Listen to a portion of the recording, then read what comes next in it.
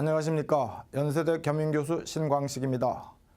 오늘은 우리의 안전정책에 대해서 생각해 보겠습니다. 우리 삶은 참으로 위험합니다. 매일매일 사고 위험 속에서 살고 있습니다. 교통사고, 의료사고, 화재 등 온갖 사고가 빈발하고 대형 참사도 끊이지 않고 있습니다. 인명과 재산 피해가 막대합니다.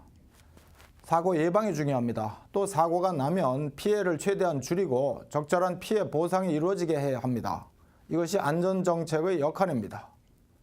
그런데 지난 2월 17일 터진 경주 리조트 체육관 붕괴 참사는 우리의 안전정책이 얼마나 형식적인 것인지를 여실히 보여주었습니다.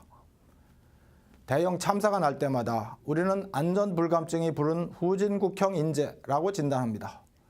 이번 참사에서도 리조트의 무책임과 안전불감증을 탓합니다. 그리고는 정부가 관리 감독을 철저히 하고 안전관리 기준을 강화하며 관련자들을 엄중 처벌해 재발을 막아야 한다고 목소리를 높입니다.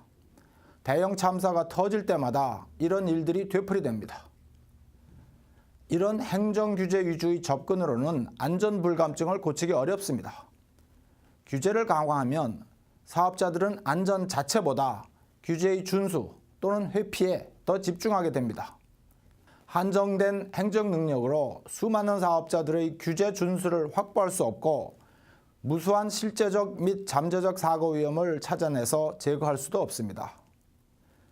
소비자는 제품 위험을 잘 알지 못합니다. 체육관을 잠시 빌리려는 사람이 어찌 그 붕괴 위험을 알 수 있겠습니까? 제품의 결함이나 위험을 가장 잘 알고 사고 예방 조치를 할 수 있는 자는 사업자입니다. 그러나 코오롱 같은 대기업도 안전불감증인 것이 우리의 현실입니다. 안전 규제와 행정을 강화하고 사고 책임자들을 형사처벌까지 하는데 왜 사업자들의 안전불감증이 고쳐지지 않는지 생각해야 합니다. 왜 우리는 안전을 무시하기 일쑤일까요? 안전불감증에 따른 후진국형 인재가 반복되는 것은 사업자들에게 안전을 중시할 진정한 경제적 유인이 없기 때문입니다. 안전을 무시하고 영업을 해서 나는 이익이 재수가 없어 사고가 날 때 부담하는 비용보다 큰 것입니다. 2002년에 제정된 제조물 책임법은 그 내용이 취약해서 별 실효성이 없는 상태이고 징벌적 손해배상제는 아직도 남의 나라 이야기입니다. 이런 미약한 기업 책임법제로는 사업자가 안전을 중시하게 할 수 없습니다. 안전 무시가 금전적, 경제적으로 큰 손해가 된다는 인식을 갖게 할 때 안전불감증이 치유될 수 있습니다. 제조물 책임법을 강화하고 징벌적 손해배상제를 도입하는 등 안전에 대한 기업 책임을 대폭 강화해야 합니다. 징벌적 손해배상은 단순 과실이나 부주의로 인한 사고에는 해당되지 않습니다. 이 제도는 사람들이 안전과 권리에 대한 무시와 무관심, 즉 안전불감증으로 발생한 사고에 대해 실손해액 배상 외에 본보기로 엄한 금전적 배상 책임을 부과해서 유사 사고의 발생을 억제하려는 것입니다.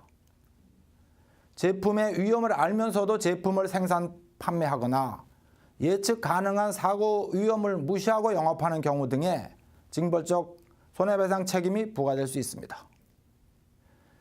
미국에서는 음주운전 사고에 대해 징벌적 손해배상 책임이 부과되기도 합니다.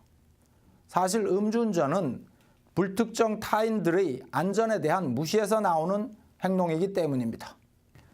개도국인 중국도 불량식품에 대해 구매 가격의 10배의 손해배상을 받을 수 있게 했고 제조물 책임에 대해서도 징벌적 손해배상제를 도입했습니다. 경주의 체육관 붕괴 참사와 같은 후진국형 인재 뒤에는 우리의 행정규제 위주의 후진국형 안전정책이 있습니다. 이번 경주 참사를 계기로 안전규제와 정책 전반을 점검하고 개선해야 합니다. 안전규제의 강화가 능사는 아닙니다.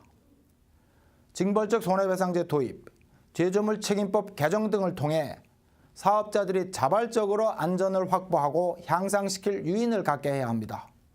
그렇게 될 때 사업자들에게 과도한 부담을 주는 규제를 줄일 수 있고 규제 행정 비용도 낮출 수 있습니다. 감사합니다.